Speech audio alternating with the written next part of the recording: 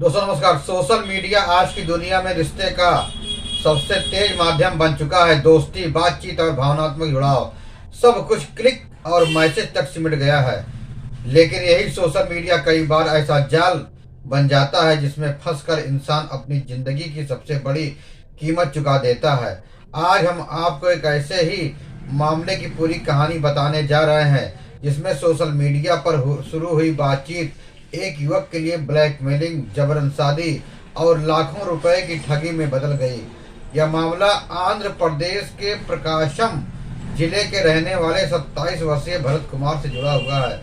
भरत कुमार एक transport company में काम करता है और सामान्य जीवन जी रहा था। सोशल मीडिया उसके लिए न तो किसी गलत उद्देश्य का साधन था और न ही वह किसी आपराधिक गतिविधि से जुड़ा हुआ था। साल 2019 में भरत एक्स यानी ट्विटर पर सक्रिय था। उस दौरान उसके अकाउंट पर एक अनजान युवती का मैसेज आया जिसने उसके जीवन की दिशा ही बदल दी। युवती का पहला मैसेज बेहद भावनात्मक था। उसने खुद को मजबूर बताया, आर्थिक तंगी का हवाला दिया और धीरे धीरे बातचीत आगे बढ़ाई। कुछ समय बाद युवती ने भरत को एक ऐसा प्रस्ताव दिया जिसने उसकी सोच को कमजोर कर दिया। युवती ने कहा कि वह फेस कवर न्यूड वीडियो दिखाएगी और इसके बदले सिर्फ 1000 रुपये मांगे। भरत पहले हिचकिचाया, लेकिन जिज्ञासा और गलत निर्णय के चलते वह बातों में आ गया। इसके बाद बातचीत टेलीग्राम पर शिफ्ट कर दी गई। टेलीग्राम पर वीडियो कॉल के दौरान युवती का चेहरा ढका हुआ था।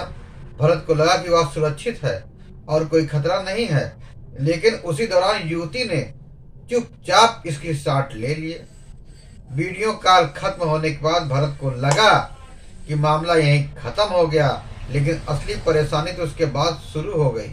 अगले ही दिन युवती ने वही स्क्रीनशॉट भेजकर भरत को धमकाया और शुरू कर दिया। युवती से साफ कहा कि अगर पैसा नहीं दिए तो ये तस्वीर उसके परिवार, रिश्तेदारों, सोशल मीडिया पर वायरल कर देगी।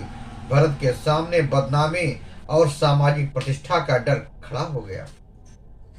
डर के कारण उसने पहली बार पैसे भेज दिए। उसमें लगा कि शायद मामला फिर यहीं खत्म हो जाएगा, लेकिन ऐसा नहीं हुआ।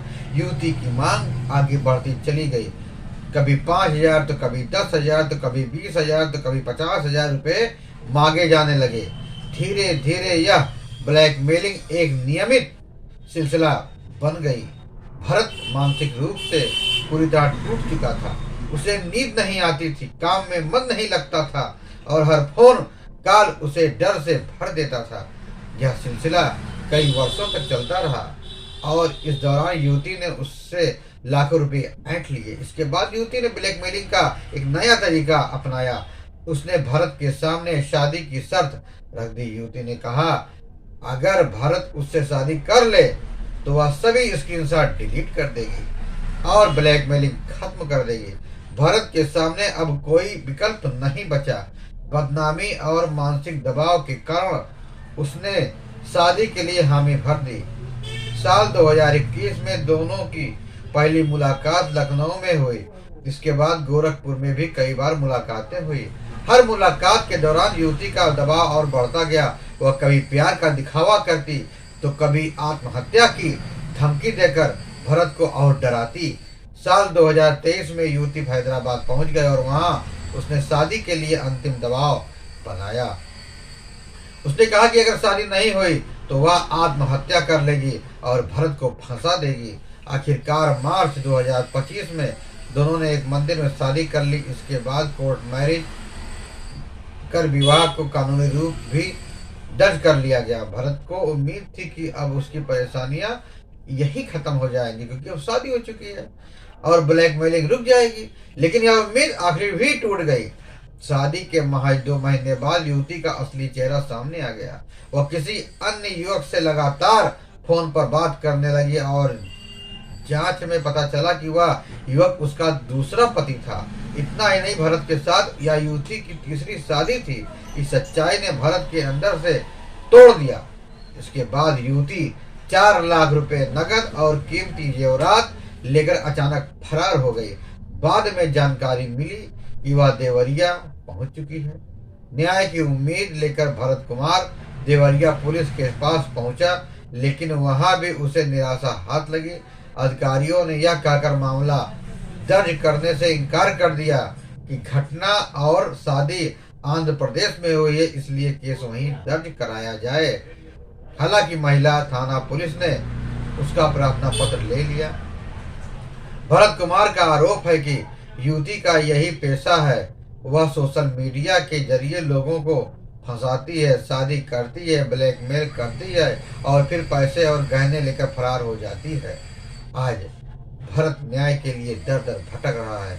उसकी जमा पूंजी चली गई है, उसका मानसिक संतुलन बिगड़ गया है और उसका भरोसा पूरी तरह टूट चुका है। यह मामला सिर्फ एक व्यक्ति की कहानी नहीं है, बल्कि यह सोशल मीडिया पर बढ़ते साइबर अपराधों की भयावह तस्वीर है। यह सच्चाई को उजागर करता है।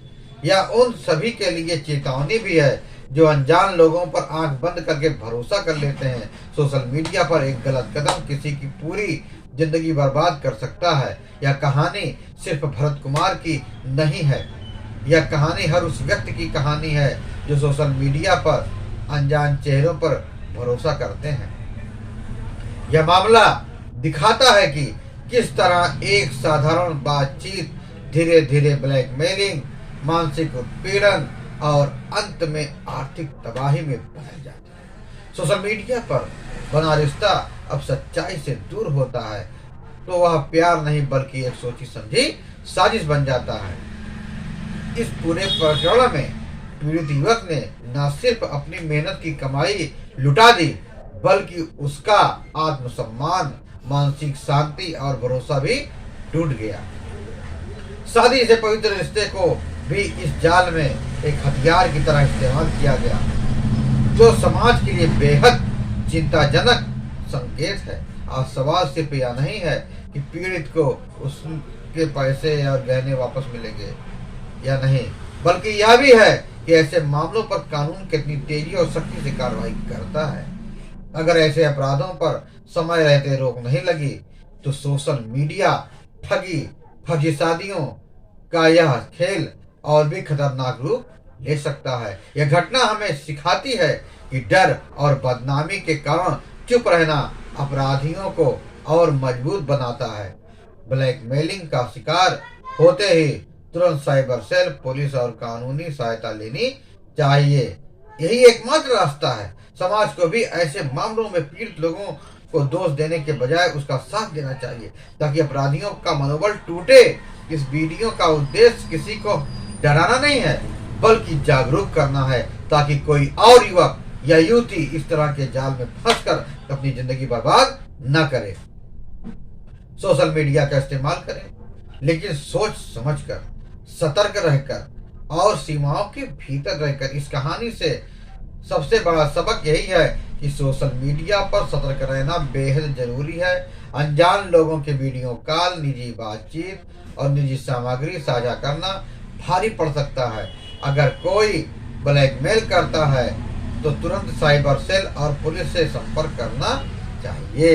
यह वीडियो सिर्फ एक खबर नहीं बल्कि एक चेतावनी है ताकि कोई और इस तरह के जाल में ना फंसे। आपको यह खबर कैसी लगी कृपया कमेंट बॉक्स में अपना कमेंट देना ना भूलें। फिर मिलेंगे नई जानकारी के साथ, नई खबरों के साथ। तब तक के लिए जय हिंद, वंदे मातरम।